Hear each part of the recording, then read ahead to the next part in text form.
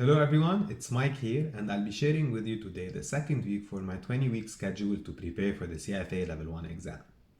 I will try to briefly explain what I expect candidates to study for the second week and how to go through with the material.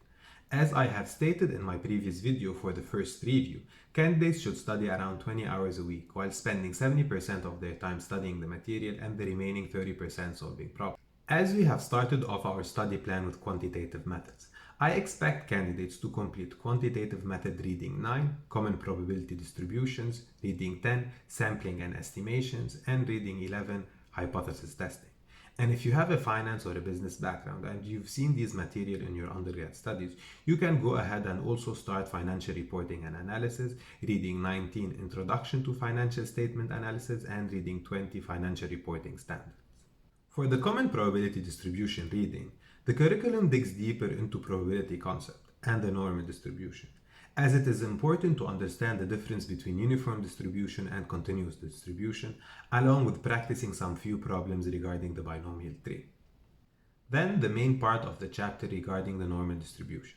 Make sure to understand the concept of confidence interval while memorizing the below probabilities for 50%, 68, 95, and 99.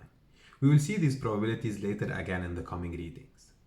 Also make sure to solve a couple of problems using the Z-table.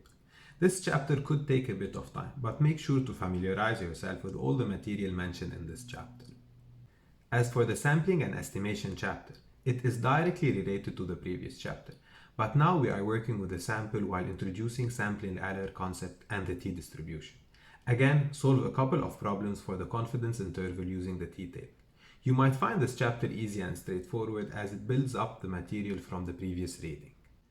And for the last chapter in quantitative method is reading 11, hypothesis testing. Usually quantitative method readings also include technical analysis chapter. However, a couple of years ago, the CFA Institute moved technical analysis to portfolio management readings.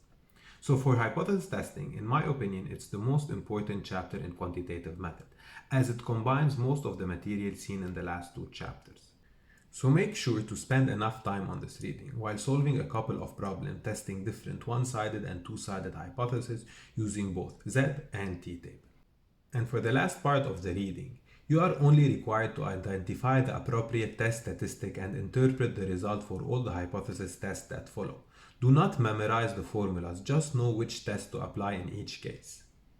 And if you were able to finish these readings, go ahead and start with financial reporting and analysis, reading 19, introduction to financial statement analysis, and reading 20, financial reporting standards.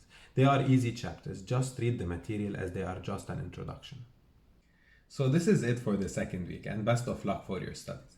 If you found this video beneficial, please make sure to hit the like button and leave a comment if you have any questions. And of course, subscribe to my channel. Thanks again and see you next time.